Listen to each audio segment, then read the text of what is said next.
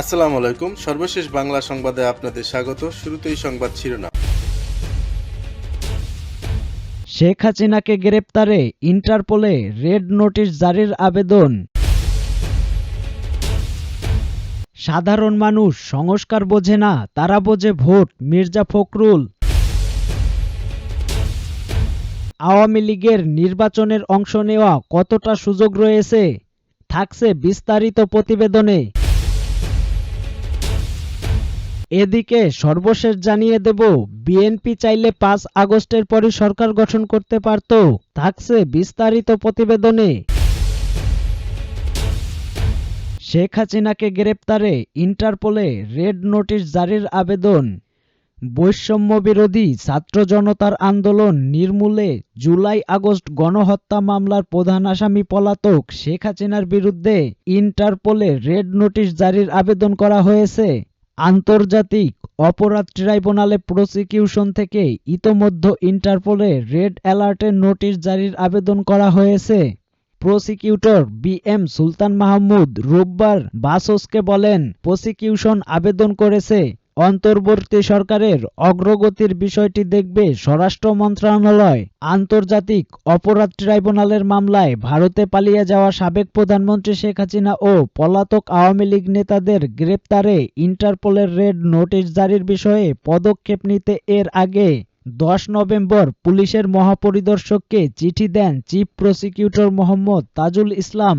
জুলাই আগস্টে সংগঠিত গণহত্যা ও মানবতাবিরোধী অপরাধের অভিযোগে পৃথক মামলায় গত ১৭ অক্টোবর প্রসিকিউশনের আবেদনে শেখ হাসিনা, ওবায়দুল কাদের সহ ৪৬ জনের বিরুদ্ধে গ্রেপ্তারি পরোয়ানা জারি করে ট্রাইব্যুনাল। আন্তর্জাতিক অপরাধ ট্রাইব্যুনালের চেয়ারম্যান বিচারপতি মোহাম্মদ গোলাম মর্তুজা মজুমদারের নেতৃত্বে ৩ সদস্যের বিচারিক প্যানেলের এই আদেশ দেয়। অপর ২ সদস্য হলেন বিচারপতি মোহাম্মদ শফিউল আলম মাহমুদ ও বিচারপতি মোহাম্মদ মহিতুল হক এনাম চৌধুরী। বৈষম্য বিরোধী ছাত্র জনতার গণ অভ্যুত্থানে পদত্যাগ করে ৫ আগস্ট দেশ থেকে পালিয়ে যান সাবেক প্রধানমন্ত্রী ও আওয়ামী লীগ সভাপতি শেখ হাসিনা। এর মধ্য দিয়ে আওয়ামী লীগের নেতৃত্বে টানা প্রায় ১৬ বছরের শাসনের অবসান হয়। গত জুলাই আগস্টে গড়ে ওঠা ছাত্র জনতার আন্দোলন নির্মূলে আওয়ামী লীগ সরকার দলীয় ক্যাডার ও সরকারের অনুগত প্রশাসন আইন শৃঙ্খলা রক্ষাকারী বাহিনীর একটি অংশ গণহত্যা ও মানবতাবিরোধী অপরাধ সংগঠিত করে। আন্তর্জাতিক অপরাধ ট্রাইব্যুনালে এই অপরাধের বিচার কাজ চলছে। সাধারণ মানুষ সংস্কার বোঝে না, তারা বোঝে ভোট, মির্জা ফখরুল।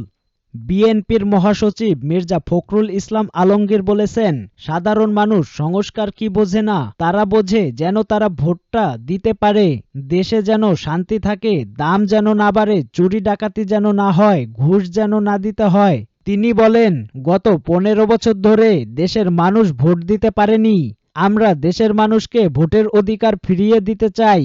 আমার ভোট আমি দেব, যাকে খুশি তাকে দেব। এটা বললে আবার কিছু কিছু মানুষ অসন্তুষ্ট হয়, বলে আমরা নাকি ভোটের তাড়া দেই। সোমবার পঞ্চগড়ে বিএনপির আয়োজিত এক জনসভায় এ কথা বলেন তিনি।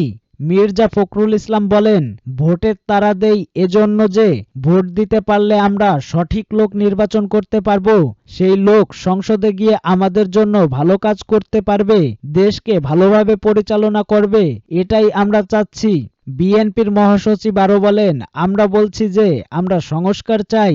আমাদের নেত্রী ২০১৬ সালে ভীষণ বাংলাদেশ ২০৩০ দিয়েছিলেন, আর আমাদের নেতা তারেক রহমান ২০২২ সালে ৩১ দফা দিয়েছেন। ৩১ দফা তো সংস্কার। আওয়ামী লীগের নির্বাচনের অংশ নেওয়া কতটা সুযোগ রয়েছে, নির্বাচনের রোডম্যাপ নিয়ে বিএনপির মতো বড় রাজনৈতিক দলের তাগাদা ও নানানমুখী আলোচনার মাধ্যমেই অন্তর্বর্তী সরকারের প্রধান উপদেষ্টা ১.৫ বছরের মধ্যে আগামী জাতীয় নির্বাচন অনুষ্ঠানের একটি সম্ভাব্য সময়সীমার কথা জানিয়েছেন।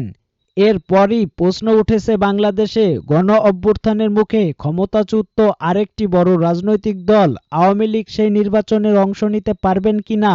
আগামী নির্বাচনে আওয়ামী লীগের নির্বাচনে অংশ নিতে বাধা আছে কিনা নেই। সম্প্রতি এ নিয়ে নির্বাচন ব্যবস্থা সংস্কার কমিশনের প্রধান বদিউল আলম মজুমদারের বক্তব্য ঘিরে নতুন করে আলোচনা তৈরি হয়েছে।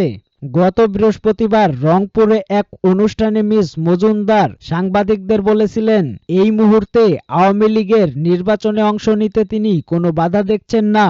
মিস্টার মজুমদারের এই বক্তব্যের পরে তা প্রত্যাখ্যান করে ওই রাতেই বিবৃতি দেয় বৈষম্য বিরোধী ছাত্র আন্দোলন। শনিবার বৈষম্য বিরোধী ছাত্র আন্দোলনের আহ্বায়ক হাসনাত আব্দুল্লাহ বিবিসিকে বলেন, গণহত্যায় জড়িত আওয়ামী লীগের বিচার হতে হবে, তার আগে আওয়ামী লীগের নির্বাচনের কোনো প্রশ্নই আসে না। বৈষম্য বিরোধী ছাত্র আন্দোলনের মতো একই অবস্থানে বৈষম্য বিরোধী ছাত্রদের আরেকটি প্ল্যাটফর্ম জাতীয় নাগরিক কমিটিরও। পরে শুক্রবার তারা জরুরি সংবাদ সম্মেলন ডেকে সংস্কার কমিশনের প্রধান বদিউল আলম মজুমদার তার বক্তব্যের ব্যাখ্যাও দেন। মিস্টার মজুমদার শনিবার বিবিসি বাংলাকে বলেন, আওয়ামী লীগ, বিএনপি বা অন্য কোনো দলকে বাদ দেওয়া কিংবা ভোটের সুযোগ করে দেওয়ার কোনো বিষয় এটা আমাদের প্রস্তাবের বিবেচনার মধ্যেও নেই। নির্বাচন সংস্কার কমিশন মনে করছে, বর্তমানে নির্বাচন কমিশনের যে আইন রয়েছে তাতে আওয়ামী লীগকে নিষিদ্ধ করা না হলে কিংবা বিচারিক প্রক্রিয়ায় দলটির দোষী সাব্যস্ত না হলে তাদের ভোটে অংশগ্রহণের একটি সুযোগ রয়েছে। গত জুলাই-আগস্টে ছাত্রদের আন্দোলনের সময় গণহত্যায় জড়িত থাকার অভিযোগে এরই মধ্যে শেখ হাসিনা সহ আওয়ামী লীগের নেতাদের বিরুদ্ধে তদন্ত শুরু করেছে আন্তর্জাতিক অপরাধ ট্রাইব্যুনাল। ট্রাইব্যুনালের chief prosecutor Tajul Islam BBC বাংলাকে বলেন, গণহত্যা ও মানবতা বিরোধী অপরাধের অভিযোগে ব্যক্তিদের বিরুদ্ধে তদন্ত চলছে।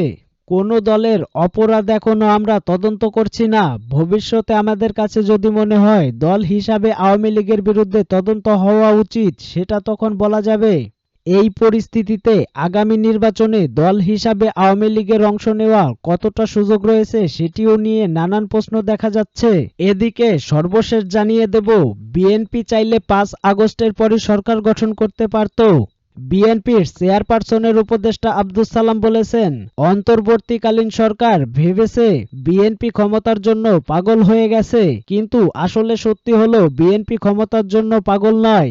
বিএনপি চাইলে গত ৫ আগস্টের পর সকল আন্দোলনকারী দলকে সাথে নিয়ে জাতীয় সরকার গঠন করতে পারত, কিন্তু তা করেননি।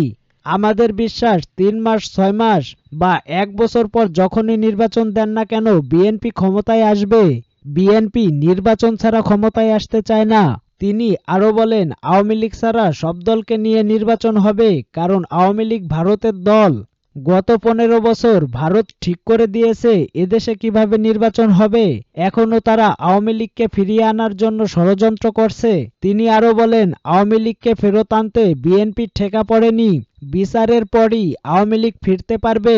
সমাবেশে আব্দুস সালাম আরো বলেন, ১৯৭১ সালে দেশ স্বাধীনের পর আওয়ামী লীগ ভারতকে খুশি করতে সেনাবাহিনীকে ধ্বংস করার জন্য রক্ষী বাহিনী গঠন করেছিল, আর গেলবার আওয়ামী লীগ সেনাবাহিনীকে দুর্বল করে বিডিআর বিদ্রোহের নাটক সংগঠিত করেছে। বিএনপির চেয়ারপারসনের এই উপদেষ্টা বলেন, ভারত বিএনপিকে রাজনীতি থেকে সরানোর জন্য আন্তর্জাতিকভাবে ষড়যন্ত্র করে 1/11 সংগঠিত করেছিল।